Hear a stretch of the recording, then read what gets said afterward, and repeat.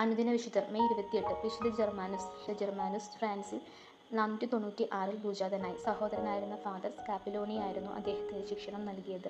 യുവാവായിരിക്കെ പാതിരാത്രി 2 കിലോമീറ്റർ നടന്ന് ദേവാലയത്തിൽ രാത്രി നമസ്കാരത്തിൽ പങ്കെടുത്തിരുന്നു. വൈദികനായി അധികം താമസിയാതെ തന്നെ അദ്ദേഹം വിശുദ്ധ സിഫോറിയന്റെ ആശ്രമത്തിലെ ആബട്ടായി. 554 അദ്ദേഹം പാരീസിലെ മെത്രാനായി. രാത്രി മുഴുവനും ദേവാലയത്തിൽ പ്രാർത്ഥനയിൽ കഴിഞ്ഞു പോന്നു. പല ബിഷപ്പുകൾക്കും അദ്ദേഹം സ്വന്തം മേശയിൽ ഭക്ഷണം കൊടുത്തിരുന്നു. ബിഷപ്പ് ജെർമാനൂസിന്റെ പ്രസംഗങ്ങൾക്ക് നല്ല വശ്യശക്തി ഉണ്ടായിരുന്നു.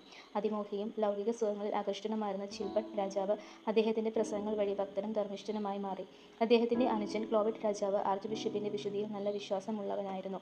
ഒരിക്കൽ രാജാവിന് പനി ബാധിച്ച് കിടന്നപ്പോൾ വിശുദ്ധനെ വിളിച്ചു വരുത്തി അദ്ദേഹത്തിന്റെ വസ്ത്രം വേദനയുള്ളിടത്ത് ചേർത്തു വെച്ചു.